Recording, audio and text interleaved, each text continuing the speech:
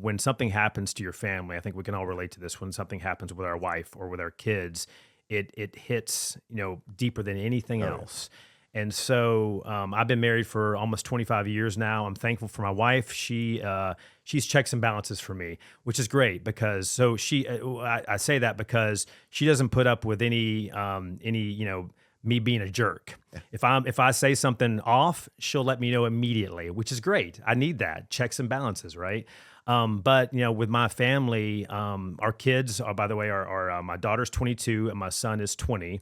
And about, I guess it was 4 or 5 years ago, I've lost count, but my daughter, when she turned like 16 or 17, she started going through this very, very difficult journey. And she was diagnosed with several chronic illnesses, and it sent her on this journey of mental health, Yeah. where she was dealing with OCD and anxiety and depression and suicidal ideations. And we hear about that a lot with young people these days, especially coming out of COVID. Yeah. And so, but to experience it like, right there in front of you with somebody that you love dearly, it puts a whole new perspective on Yeah. it. And I know that, like in the Bible, it says, "Do not be anxious for anything." But I'm not somebody who would interpret that in any way. But I think we all have different forms of anxiety. We all get nervous about things, and it affects us in different ways. But for her, it was something very, very deep and very difficult. And we went through a very rocky time. There was one year that it was just like a fight every other day. And sometimes the parents can be the villains. Yeah. And so we had to learn and we had to pray. My wife and I both went to counseling separately so we could have self care. She could take care of herself. I could take care of myself because one thing I discovered through that whole process is, well, I relearned is the devil. The first thing he's going to go after is the marriage. That's the number one thing because once he can topple that marriage, he can take care. Everything else kind of falls, from that. And so we knew, and God showed us that we need to protect the marriage at all costs. And so we went to counseling. We came back together and we prayed for the word that we prayed for is breakthrough. Like, we want breakthrough. God, we know that you can do some amazing things. And we saw breakthrough, but it took time. Yeah. It's not just like, that it just happens over the course of months. It takes years for sometimes that breakthrough to happen. And we want things to happen now. We're, impatient people. So, it's something where we saw that breakthrough, and now she's doing better. It's still a journey, but she's thriving. She's involved in different ministries in town, college ministries and stuff, and going to church on a regular basis. And I'm just so thankful for that. But the main thing I learned from all that was the simple fact of let go and let God.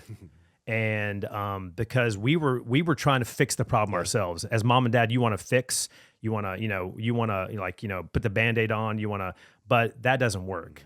So especially as they get older, we had to kind of take a step back, take a foot off the gas, and let God take over, and us just kind of go on the ride with him.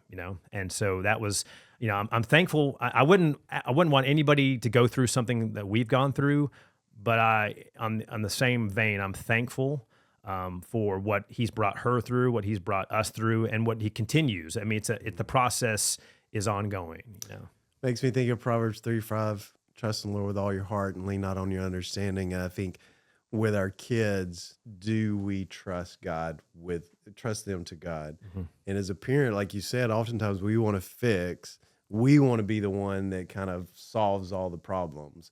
And oftentimes in this life, we realize there's not a lot that we can control, Yeah. but we do serve a God who can do Yes. anything he wants to do.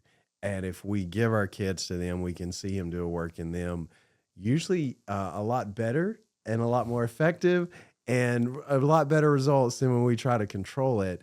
But there's just that tendency as a parent sometimes to jump in the control side of, I need to do this versus giving it to God. But it sounds like you guys really learned through that season to release her and believe that his plans for her were better than you could ever have for her, and that he was going to take care of his daughter. And that is something all of us, I think, are working all of our life to implement and live Trying. out. Yeah, and the rest, that's actually my favorite verse, Proverbs 5, Proverbs 3, 5 through 6, which it would ends with, acknowledge him in all your ways, Yes. and he will make your paths straight.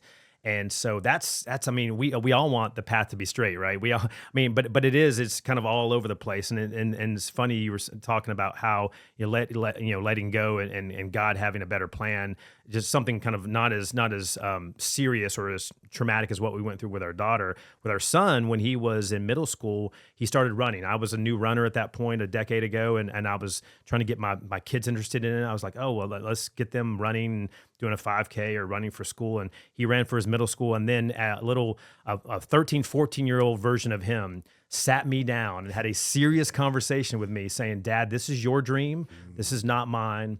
I don't want to run. And my wife and I said, okay, listen, you don't have to. I mean, she's not your job. So, but what we require is for you to pick an extracurricular activity, not just computers and church. We want you to. So he chose tennis. He played tennis for a little bit, enjoyed it, was okay with it, but then he fell back in love with running because of his friends. He discovered it on his own. So I learned again to not be coach, take my foot off the gas, which is our instinct is to gas it as mom and dad, Yes. but to take the foot off the gas, let him discover it for himself, him to kind of learn, the ups and downs of running or anything else. And because he's more self-driven. And so that was another lesson. I mean, I think he just keeps hitting me over the head with this let go and let God.